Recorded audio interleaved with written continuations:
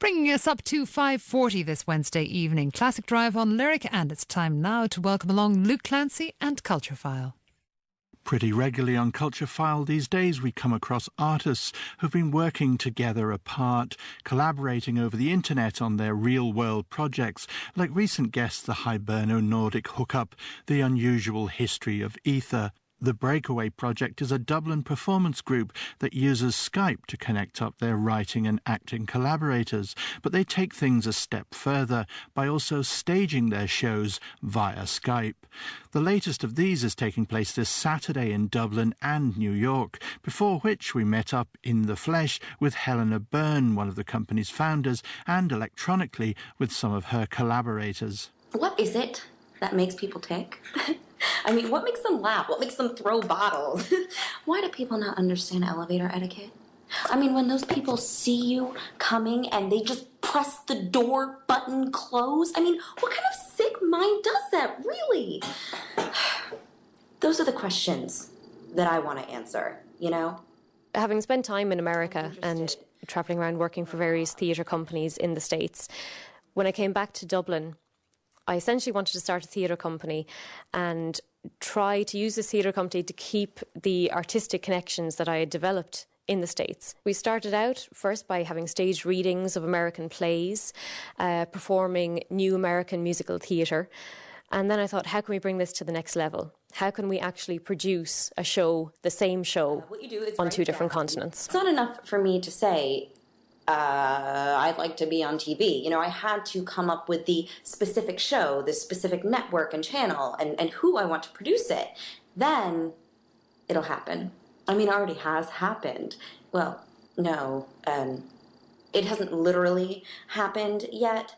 Essentially what we've done is we've found 10 actors and 10 writers, half of which are based in America and the other half are based in Ireland. We've paired up Irish actors with American writers and American actors with Irish writers.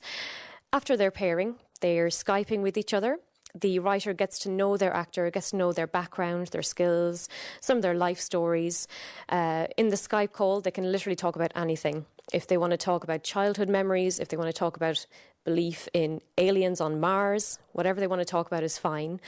And the writer then goes away and writes a monologue for their actor. The actor actually takes quite an important role in the writing of the monologue. They stay in touch with the writer. In most cases, the writer sent drafts to their actor to look over it and give some suggestions.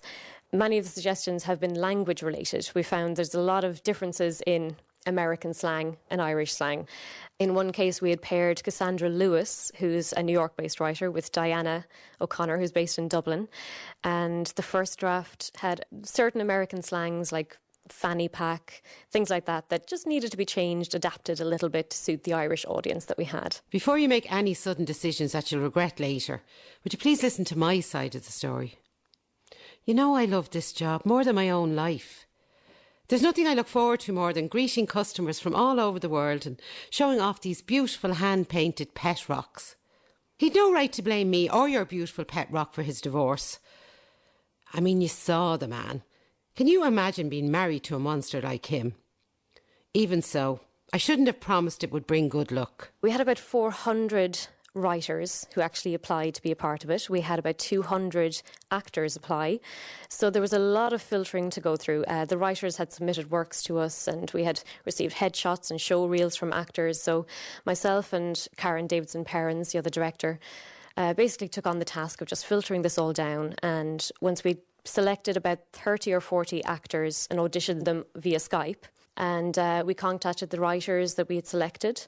And from there we had our cast and our writers. These are not just rocks your cousin dug up while putting in a new sewer pipe.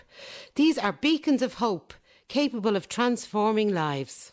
We're going to jump back and forth. We may start with an Irish actor performing in Dublin. So the American audience are going to see that Irish actor performing via Skype. And then we're going to jump to New York. And the Dublin audience are going to view, on a big screen, they're going to view the American actor performing live in New York as well. So the two audiences are essentially going to see the same show. I've never talked about it before. There was something about that customer, the brown jumper, his rumpled hair, the aggressive way he lurched around the store. He reminded me of the accident. We're just really hoping that the internet holds up for us. Obviously, this is a very ambitious project because we're relying so very heavily on technology, which wouldn't usually be the case.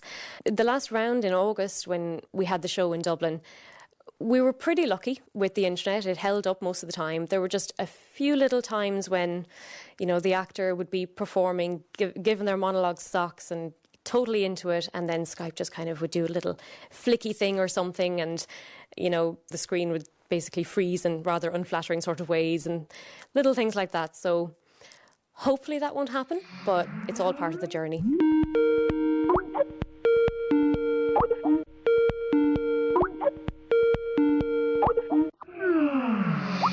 Helena Byrne there, and some of the disembodied voices of the Breakaway project. And the group's latest Dublin, New York hookup is on this coming Saturday at 8 p.m. in the Centre for Creative Practices, Dublin. Or if you're in Manhattan, showtime is 3 p.m. at Stage Left Studio 214 West 30th Street.